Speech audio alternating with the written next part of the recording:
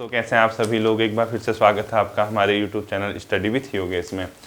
तो मैंने आपसे कहा था थोड़ा सा तबीयत ख़राब होने की वजह से आप लोगों की जो प्रॉपर रूटीन क्लास है वो नहीं आ पाई इस हफ्ते, और नेक्स्ट वीक से हम उत्तराखंड की क्लास कम करके जीएस और हिंदी की क्लासेस को बढ़ा देंगे। आप लोग फिक्र मत करना, सब चीज़ हो जाएगा कवर, ठीक है। अभी आपकी वन रिपोर्ट मैंने करानी है, जो न्यू वन रिपोर्ट आई है आपकी 2021 वाली, उसको भी मैंने आपको कराना है। और वो क्लास सभी बच्चों को देखनी है जो उत्तराखंड स्टेट गवर्नमेंट की तैयारी करते हैं। और वो क्योंकि 2024 में नेक्स्ट रिपोर्ट आएगी, अब 23 में बनेगी और 24 में पब्लिश होती है जनवरी के आसपास।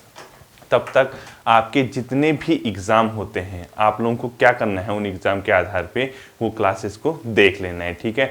अब ये जो है, जैसे आज है, आज भले ही छोटी वीडियो आएगी, थोड़ा सा गले में आप हल्की सी प्रॉब्लम है, बाकी सब ठीक है, फीवर वगैरह सही हो चुका है। लग रहा था कि हो सकता है कि ओमिक्रोन वगैरह की कुछ लक्षण दिख रहे थे, बट ऐसा घर पे ही सब ठीक हो चुका है। तो आप लोगों की कल से जो क्लास होगी, कल तो आपकी यही शायद उत्तराखंड की आएगी, सैटरडे को आपको न्यू क्लास मिलेगी, संडे को भी आपको क्लास मिलेगी, मंडे से प्रॉपर उसी रूट पे उसी तरीके से हम लोग जैसे पढ़ रहे हैं उसी तरीके से हम लोग पढ़ेंगे, ठीक है। अब ये तो मैं नहीं पढ़ाना, अब स्किप करके भी कुछ फ़ायदा नहीं, कुछ तो मिले, कुछ तो इनपुट जाए हमारे पास, ताकि हमारा जो आउटपुट हो बेहतर हो सके। आज नहीं तो उसका परिणाम हमें मिले। धीरे धीरे आप लोग चलिए, कछुए की चाल से चलिए, निरंतर चलिए। निरंतरता को नहीं तोड़ना है बच्चों, ठीक है। ये नहीं सोचना है कि पेपर कब होगा, क्या होगा। आपको एक नॉर्मल सा एग्जांपल मैं आपको बताना चाहता हूँ। कल किसी स्टूडेंट का फ़ोन आया था, वो अभी पहले ही हथियार डाल दिए, मतलब वो कहने लगे कि सर जो है दरोगा की भर्ती है, कहीं कुछ गड़बड़ होगी तो कर पाएंगे, नहीं कर पाएंगे, और कहीं कुछ इस टाइप का हो गया, नेगेटिव बात ज़्यादा बोले थे। मैंने कहा जब आप तैयारी ही नहीं कर पा रहे हैं, आप उस स्कोर तक पहुंचने की हिम्मत ही नहीं रख रहे हैं, आपके अंदर यही कॉन्फिडेंस नहीं है कि आप उतने मार्क्स तक पहुंच पाएंगे, एग्ज़ाम फॉर्म लोग भर रहे हैं, आपने अभी से हथियार डाल दिया नेगेटिव बातें बोल के, तो वहाँ कहाँ सिलेक्शन होगा बताओ। पहले उस लेवल के बन जाओ जहाँ से आपका सिलेक्शन हो सकता है, उतना स्कोर तो आपको करना ही होगा ना। उसके बाद आपको क्या ये सब चीज़ें सोचने की हैं कि होगा नहीं होगा, बात की बात है, ठीक है। एटलीस्ट अपना एफर्ट दीजिए, अपनी अभी मेहनत कीजिए, और इसी मेहनत के परिणाम का आप लोगों को वेट करना है, और चीज़ें बहुत आसान हो जाती हैं जब आप एक निरंतरता दिखाते हैं। आप अपना एक शेड्यूल बना लेते हैं कि हाँ भाई मुझे उत्तराखंड इस टाइम पढ़नी है, मुझे हिंदी में सर ने ये बताया ये पढ़ना है, मुझे जीएस का ये, जैसे कई लोग, एक टेलीग्राम पे परसों मुझे एक मैसेज भेजा था एक लड़के ने, कह रहा था कि सर मैंने एक शेड्यूल बनाया हुआ है। बहुत अच्छा लगा उनका, उनने 24 आवर का मैंने शेड्यूल दिया था, उनने बनाया हुआ था, लिखा था उत्तराखंड में जिला सीरीज की ये वीडियो, परीक्षा वाणी का ये टॉपिक, उसके अलावा इतिहास के अंदर ये, सीधे उन्होंने लिखा था पॉलिट, जीएस के अंदर पॉलिटी में राष्ट्रपति और उपराष्ट्रपति का टॉपिक, हिंदी में उन्होंने लिखा था विलोम शब्द पढ़ूंगा, साथ साथ संधि वगैरह जो भी लिखा था। तो जब वो इस तरीके से अपना एक शेड्यूल बना के चल रहे, तो इसी का तो परिणाम मिलता है ना, इसी का तो रिजल्ट आपको देखने को मिलता है। आप लोग पढ़ते हैं, सोचते हैं कि यार हम कर रहे हैं, क्या कर रहे हैं, होगा नहीं होगा, इस टाइप की चीज़ों को बाद में लाना। एटलीस्ट इस लेवल का बनिए कि हाँ आप उस एग्ज़ाम के फाइट कर सकते हैं, उस एग्ज़ाम को आप क्रैक करने की हिम्मत रख सकते हैं। पहले हथियार नहीं डालना है, ठीक है। छोटी सी टॉपिक आज छोटा सा होगा, थोड़ा सा बोलने में, फिर आप लोग जानते ही एनर्जी लगी जाती है, 1-2 दिन रिकवरी में लगते ही हैं, तो आपको छोटा टॉपिक आपको मिलेगा, आप लोग इसको तैयार करना। देखिए कल मैंने आपको परीक्षा वाणी में जब बताया था, अब आपका पूरा एक विज़न बन गया होगा। विज़न का मतलब आप ये समझ चुके हैं कि हाँ यहाँ पर कत्यूरियों ने शासन किया, उसके बाद चंद लोग यहाँ पर शासन में आए थे, उसके बाद यहाँ पर पंवार वंश शासन में आया था, ठीक है, पंवार वंश, और उसके बाद यहाँ पर गोरखा लोगों ने शासन किया, और गोरखा के बाद कौन आए, यहाँ पर अंग्रेज आए, ठीक है। यानी इस प्रकार से यहाँ उत्तराखंड की जो हिस्ट्री है ये टॉपिक चलते हैं। अब इससे पहले जो आदिम जातियाँ थी, यानी जिसके अंदर कोल है, किरात है, ये सब आप लोग जान चुके हैं, ये हल्का फुल्का आपको मैंने बताया था, और हिस्ट्री की वीडियो में मैंने आपको बताया था।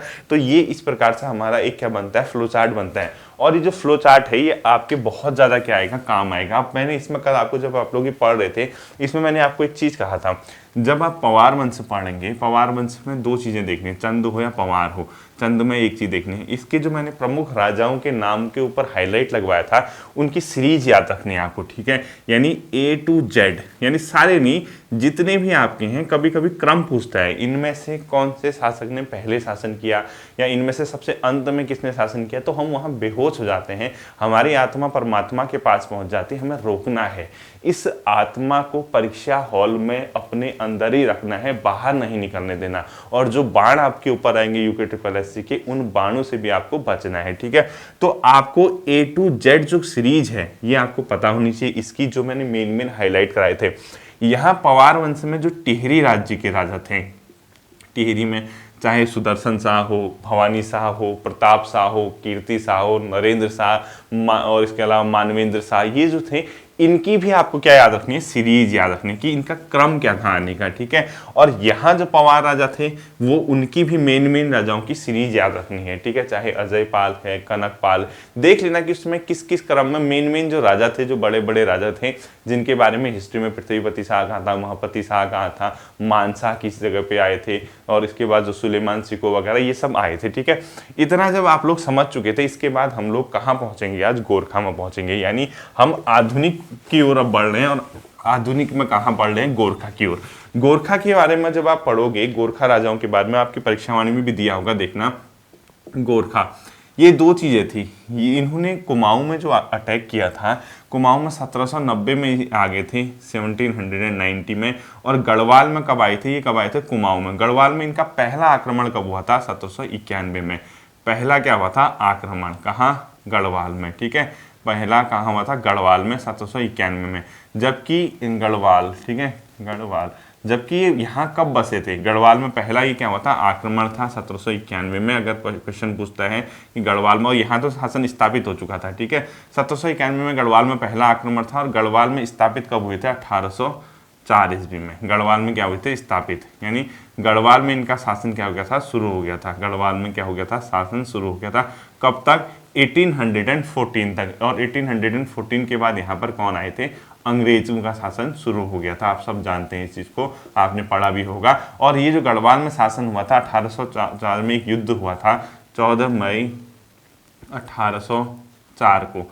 इसी युद्ध को बोला जाता है खुड़बुड़ा का युद्ध। क्या बोला जाता है, खुड़बुड़ा। ये सब हिस्ट्री में मैंने डिटेल से पढ़ाया था, ठीक है, खुड़बुड़ा का युद्ध। तो कभी क्वेश्चन आता है अगर कि गढ़वाल में जो अंग्रेजों गोरखाओं का शासन था वो किस युद्ध के बाद स्थापित हुआ, तो ध्यान रखना वो खुड़बुड़ा का ही युद्ध था, और 14 मई 1804 ईस्वी को हुआ था। इसमें दो लोग थे, एक तो नेपाल के गोरखा शासक थे, गोरखा, ठीक है, और दूसरे कौन थे इसमें, प्रद्युम्न शाह। प्रद्युम्न शाह पवार वंश का राजा था, ठीक है, प्रद्युम्न शाह। तो इस युद्ध को आपने ध्यान रखना है कि ये जो खुड़बुड़ा का युद्ध है, इसी के बाद गढ़वाल में किसकी सत्ता स्थापित होती है, आपकी गोरखों की सत्ता स्थापित होती है। और खुड़बुड़ा का युद्ध कब हुआ था ये भी पता होना चाहिए आपको, किन के मध्य हुआ था ये भी आपको पता होना चाहिए। तो जब खुड़बुड़ा के युद्ध में प्रद्युम्न शाह मारा गया तो इसके पुत्र सुदर्शन शाह ने अंग्रेजों को आमंत्रित किया कि आप हमें गोरखों से रक्षा कीजिए, उसके बाद जो भी सौदेबाजी होगी वो हो जाएगी। तो 1814-15 तक यहाँ पर गोरखों का शासन चला।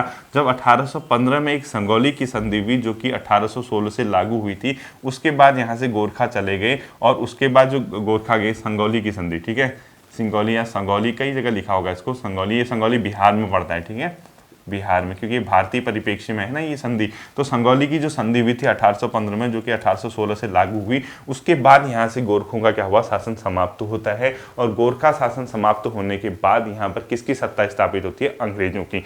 अंग्रेजों की जो सत्ता स्थापित होती है उसमें क्या था बच्चों, कि जो अंग्रेज थे उन्होंने ये सुदर्शन शाह से एग्रीमेंट किया, और दो भाग बने, एक को बोला गया टिहरी रियासत, टिहरी रियासत, और दूसरे को बोला गया अपने आप में शेष, यानी ब्रिटिश कुमाऊं या ब्रिटिश गढ़वाल का भाग, ठीक है, ब्रिटिश कुमाऊं, ब्रिटिश गढ़वाल जो भी आप बोलते हैं, कुमाऊं और ब्रिटिश गढ़वाल का भाग। यहीं पे जो टिहरी रियासत था, यहाँ किन लोगों ने शासन किया, 1 अगस्त 1949 तक यहाँ पर टिहरी नरेशों ने शासन किया, टिहरी के राजाओं ने शासन किया। और ये टिहरी रियासत का भारत में जो विलय हुआ था, भारत में विलय कब हुआ था, 1 अगस्त 1949। बहुत बार क्वेश्चन आया है कि टिहरी का भारत में विलय कब हुआ था, 1 अगस्त 1949 को हुआ था। और जो 1 अगस्त 1949 को हुआ था, उस टाइम टिहरी का नरेश जो था उसका नाम था मानवेंद्र शाह, मानवेंद्र शाह। तो कभी क्वेश्चन आता है कि टिहरी का अंतिम शासक या अंतिम राजा कौन था या अंतिम महाराजा कौन था, मानवेंद्र शाह था। टिहरी का भारत में विलय कब हुआ था, 1 अगस्त 1949 को हुआ था। और जो टिहरी रियासत के मेन राजा थे उनमें सुदर्शन शाह था, उसके अलावा भवानी शाह, प्रताप शाह, इसके अलावा कीर्ति शाह, नरेंद्र शाह, मानवेंद्र शाह था। इसके बारे में मैंने कहा था इस बॉक्स से पढ़ लेना, ठीक है। ये आपकी एक समरी थी, समराइज मैंने इसको किया, कलेक्टिव तरीके से इसको मैं समराइज करने में, हो सकता है कि आपके थोड़ा सा समझ में आया होगा। अब देखते हैं कि आपकी परीक्षा में अब इसी में से कई क्वेश्चन आ जाते हैं, आपके 2-3 क्वेश्चन यहीं से दिख जाते हैं, इतने छोटे से। कई पुराने पेपर होंगे, देखना उसमें यहाँ पे से आपका कोई ना कोई क्वेश्चन आया होगा। अब देखिए गोरखा शासन, गोरखा नेपाल के थे, सभी लोग जानते हैं। पेज नंबर निकालना 95 के आसपास होगा आपके उसमें। आधुनिक काल यानी उत्तराखंड का परीक्षावणी में आधुनिक काल, ठीक है। कुमाऊं के चंद शासकों की कमजोरी का लाभ उठाते हुए 1790 में इन्होंने एक छोटे से युद्ध के बाद अल्मोड़ा पर अधिकार, यानी पहला क्वेश्चन गोरखाओं का कुमाऊं पे अधिकार कब हुआ था, 1790 गोरखाओं का कुमाऊं पे अधिकार कब हुआ था, ठीक है। कुमाऊं पर अधिकार करने के बाद 1791 में गढ़वाल पर भी आक्रमण किया लेकिन पराजित हो गए। गोरखों का गढ़वाल पर पहला आक्रमण, पूरा सुनना, ये कोई कब्जा नहीं हुआ है। गोरखों का गढ़वाल पे पहला आक्रमण 1791 में, और यहाँ पर गोरखा स्थापित हो गए हैं, ठीक है।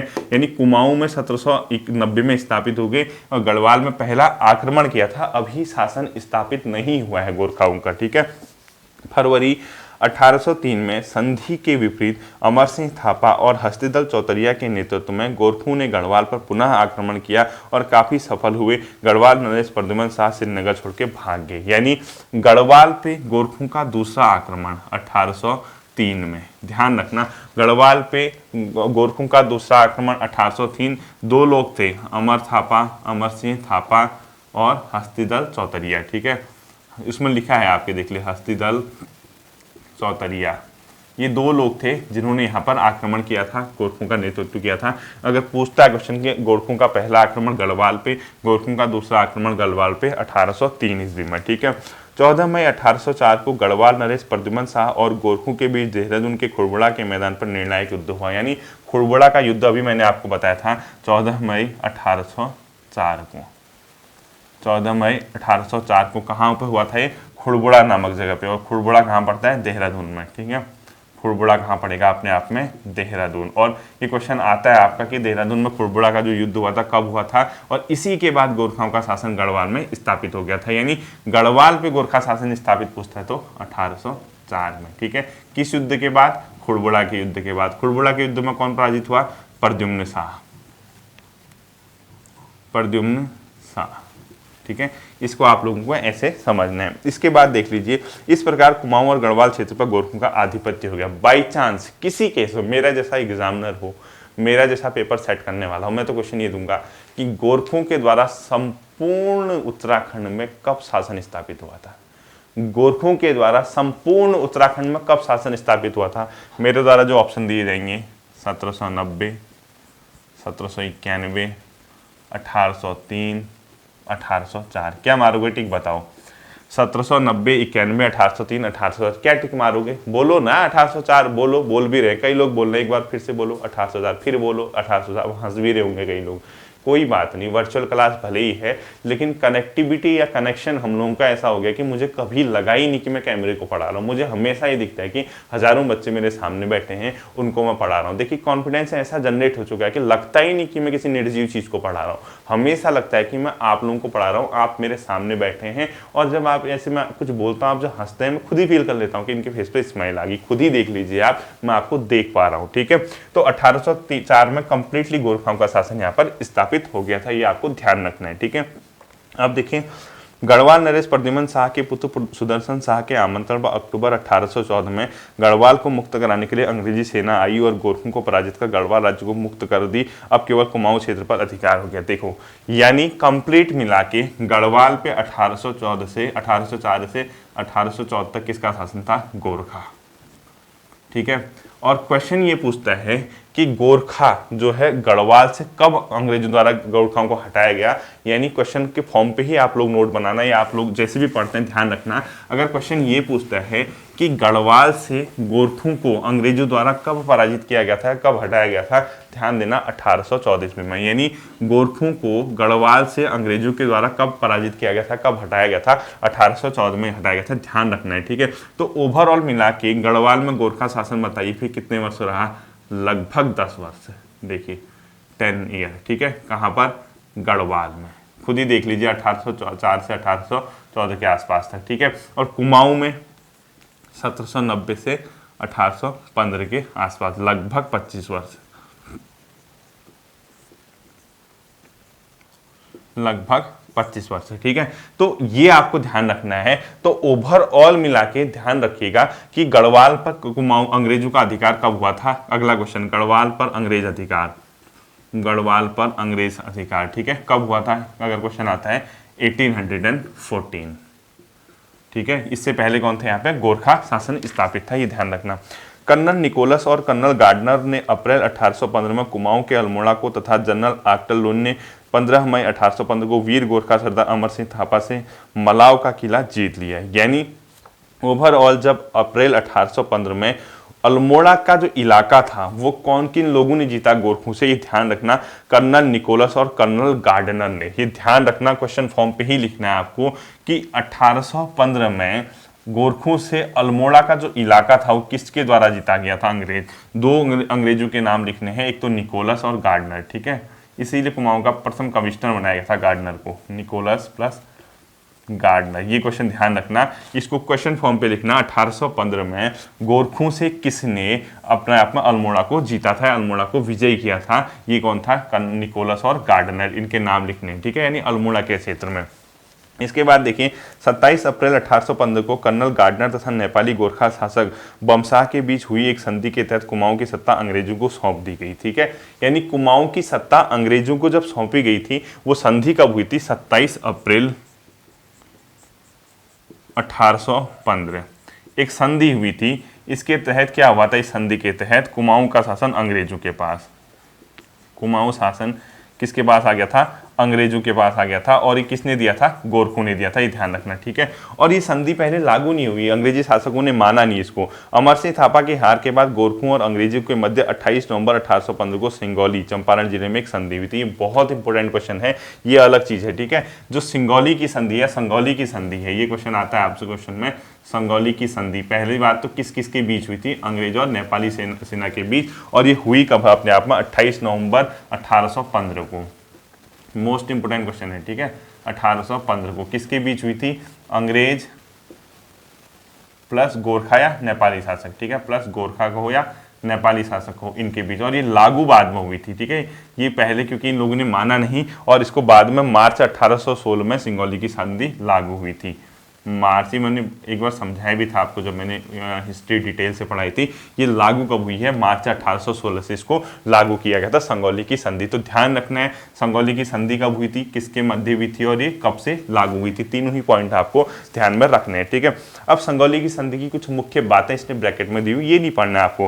गोरखाओं ने अपनी दक्षिणी सीमा, ये ऐसे अपने नॉलेज के लिए पढ़ लीजिए अभी, क्योंकि जब इसको डिटेल में डेप्थ में पढ़ाया जाएगा कभी फ्यूचर में, फिर मैं उत्तराखंड हिस्ट्री पढ़ाऊंगा। और जब मैं अब उत्तराखंड की हिस्ट्री पढ़ाऊंगा वो पुरानी हिस्ट्री लेवल का नहीं होगा, अब तो बहुत हार्ड लेवल के पढ़ाऊंगा, क्योंकि मैं जानता हूँ एक बार बेसिक आप सीख गए और तब मैं भी नया था, आप भी नए होंगे मेरे साथ साथ। लेकिन अब जो मैं उत्तराखंड हिस्ट्री पढ़ाऊंगा अब तो मैं कमाल की पढ़ाऊंगा, लेकिन पढ़ाऊंगा कब वो अभी फिक्स नहीं है। तब तक आप एक बेसिक बना लीजिए उत्तराखंड हिस्ट्री जो मैंने पढ़ाई है। ठीक है, देख लीजिए। अब ये कुमाऊं और गढ़वाल पर गोरखों का शासन काल क्रमशः 25 और 10.5 वर्ष था। देखो लिखा भी है इसने, यहाँ नीचे भी लिखा है कुमाऊं पे गोरखों ने कितने साल शासन किया? 25 वर्ष। और गढ़वाल पे कितना किया? लगभग 10.5 वर्ष। यानी वो खुद ही कह रहा है 1804 से 1814 के आसपास, मंथ में होगा 4-5 महीने के आगे पीछे। तो गढ़वाल पे गोरखों का शासन 10.5 वर्ष, कुमाऊं पे 25 वर्ष हुआ था। ठीक है, ये पॉइंट आपको दोनों ही क्या रखने, ध्यान में रखने हैं।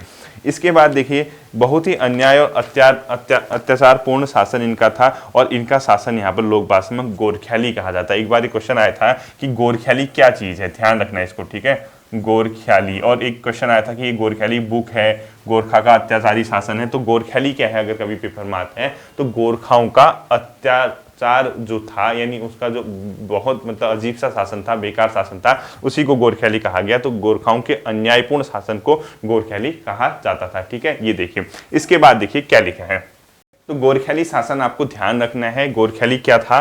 गोरखाओं का अत्याचार जो था, यानी गोरखाओं का जो अन्यायपूर्ण जो शासन था उसको गोरख्याली कहा गया। एक बार क्वेश्चन आया था कि गोरख्याली क्या चीज़ है आखिर। ठीक है, तो ये पॉइंट हमेशा अपने दिमाग में छाप के रखना कि गोरख्याली क्या चीज़ है आखिर।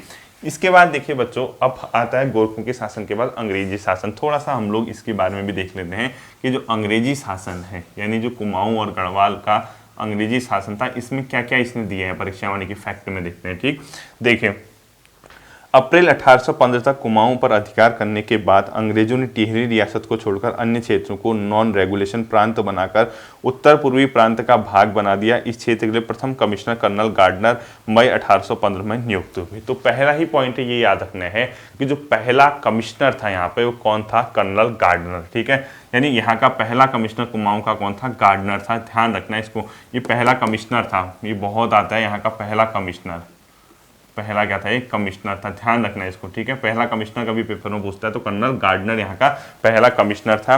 और ये जो नॉन रेगुलेशन दिया है, ऊपर एक पॉइंट लिखा है, अन्य टिहरी रियासत को छोड़कर अन्य क्षेत्रों को नॉन रेगुलेशन प्रांत बनाकर उत्तर पूर्वी प्रांत का भाग बना दिया। नॉन रेगुलेशन प्रांत मतलब अलग अलग अंग्रेजों के टाइम पे प्रांत हुआ करते थे।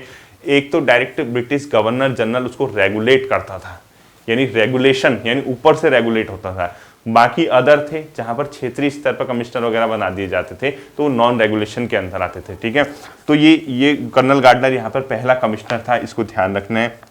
कुछ समय बाद प्रशासनिक सुविधा के लिए कुमाऊं जनपद का गठन किया गया और गढ़वाल नरेश से लिए गए क्षेत्र को कुमाऊं का एक परगना बना दिया गया, जबकि देहरादून को 1817 में सहारनपुर जनपद में सम्मिलित कर दिया गया। ये भी क्वेश्चन आया था एक बार कि देहरादून को सहारनपुर जनपद में कब सम्मिलित किया गया था, 1817 में। क्या किया गया था, देहरादून को सहारनपुर में सम्मिलित में शामिल किया गया था, ये देखना है। ठीक है, देहरादून को अगर सहारनपुर जनपद में कब इंक्लूड किया गया था आता है तो ये कब हुआ था, 1817 में। इतना ही ध्यान रखना है यहाँ पे और कुछ नहीं रखना है। इसके बाद इस प्रकार अंग्रेजी राज्य के आरंभ में उत्तराखंड को राजनीतिक प्रशासनिक इकाइयों में गठित हो गया। कुमाऊं जनपद और टिहरी गढ़वाल राज्य, इन लोगों के बीच एग्रीमेंट हुआ था। एग्रीमेंट के बाद जो भी हुआ था मैंने आपको वहां पढ़ाया होगा उत्तराखंड के इतिहास में।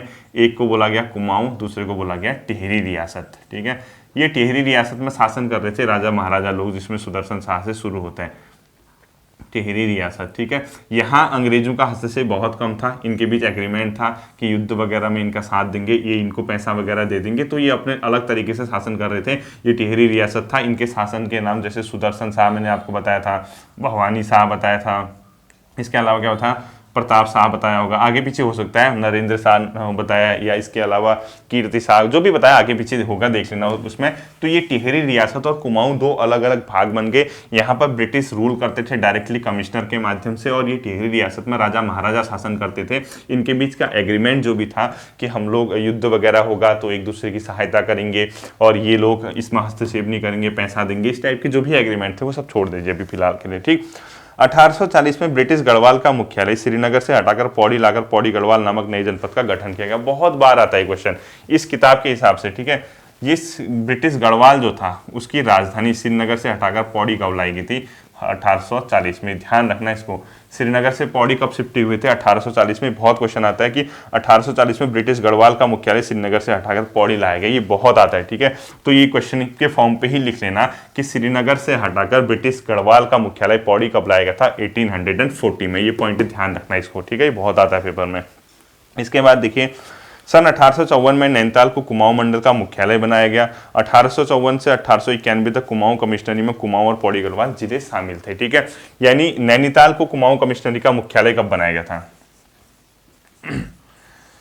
नैनीताल को कुमाऊं कमिश्नरी का मुख्यालय बनाया गया था 1854 में। ये पॉइंट भी आपको देखना है, मोस्ट इंपोर्टेंट क्वेश्चन है, आता है पेपर में। ठीक, और 1891 तक ये कुमाऊं और पौड़ी गढ़वाल दो ही जिले हुआ करते थे इसमें। ठीक, 1891 में कुमाऊं को अल्मोड़ा व नैनीताल नामक दो जिलों में बांट दिया गया। स्वतंत्रता तक कुमाऊं मंडल में केवल 3 ही जिले थे, पौड़ी गढ़वाल, अल्मोड़ा और नैनीताल। यानी ओवरऑल आपको ये पता होना चाहिए कि 1891 में 2 जिले बने, अल्मोड़ा और पौड़ी। ठीक है, ये ध्यान रखना है। अल्मोड़ा मतलब अल्मोड़ा और इसके अलावा जो दूसरा है अल्मोड़ा के साथ कौन बना, देखिए 1891 में कुमाऊं को अल्मोड़ा व नैनीताल नामक 2 जिलों में बांट गया था। ठीक है, अल्मोड़ा व नैनीताल 1891 में बने, ये पेपर में आता है। और 1840 में कौन बना था, पौड़ी, ये बना था पौड़ी। ठीक, तो 1840 में पौड़ी बना, 1891 में अल्मोड़ा और नैनीताल बने, और स्वतंत्रता तक ये 3 ही थे, इससे अलावा कोई भी डिस्ट्रिक्ट यहाँ पर नहीं था। ठीक है, सन 1891 में ही राज्य से नॉन रेगुलेशन प्रांत सिस्टम को भी समाप्त कर दिया गया। और 1902 में संयुक्त प्रांत आगरा में अवध का गठन, उत्तरांचल के क्षेत्र को इसी में शामिल किया गया। 1937 से यह संयुक्त प्रांत और जनवरी 1950 में उत्तर प्रदेश का अंग बना गया। ये एक क्वेश्चन ये देखना, संयुक्त प्रांत आगरा में अवध का गठन कब हुआ था। ठीक है, 1902 आगरा में अवध का गठन, ये जीएस के अंदर भी आ सकता है, वैसे यहाँ नहीं आता है। संयुक्त प्रांत आगरा व अवध का गठन, ये यहाँ नहीं आएगा, आगरा प्लस अवध का गठन, ये कब हुआ था? 1902 में। ये आता नहीं है यहाँ पे क्वेश्चन, ये उत्तराखंड के एग्जाम के जैसे उतना इंपॉर्टेंट नहीं है। सन 1904 में नैनीताल गजेटियर ने इस राज्य के हिल स्टेट नामक दिया था। ठीक है, ये सब छोड़ दीजिए, इतना आपके पेपर में नहीं आता है। एक ये पॉइंट लिखना है, नॉन रेगुलेशन प्रांत सिस्टम को कब समाप्त किया गया था। यहाँ पर नॉन रेगुलेशन सिस्टम प्रांत को कब समाप्त किया गया था। ठीक है, इतना ही आज की क्लास में नॉन रेगुलेशन सिस्टम प्रांत है, नॉन रेगुलेशन सिस्टम प्रांत समाप्त ये किया गया था 1891 में। ठीक है, अब मैं इससे ज़्यादा भी पढ़ा था, थोड़ी सी गले में खराश हो रही है, फिर वो बोलने में ज़्यादा प्रॉब्लम होती है, इसलिए मैंने ये छोटी क्लास रखी है आप लोगों के लिए। आप लोगों का ये टिहरी जो रियासत वाला मतलब गोरखा है और अंग्रेज वाला है, ये एंड हो गया है, आप लोग इसको रिवाइज कर लेना। और इसके बाद हम लोग कल अगली क्लास देखेंगे, और अगली क्लास के अंदर जो भी आपकी चीज़ें होंगी, जिस तरीके से भी मैं आपको पढ़ाऊँगा, भले ही कल परीक्षा वाणी ही हो, जो भी हो, थोड़ा सा खराश वगैरह अगर मेरी सही होगी तो मैं नई क्लास लूँगा, वरना आप लोगों को यही कंप्लीट करा दूंगा। उसके बाद होपफुली परसों यानी सैटरडे से हम लोग नई क्लास देखेंगे। ठीक है, फिर मिलता हूँ आपके साथ अगले सेशन पे। अपना ध्यान रखिए। Thank you.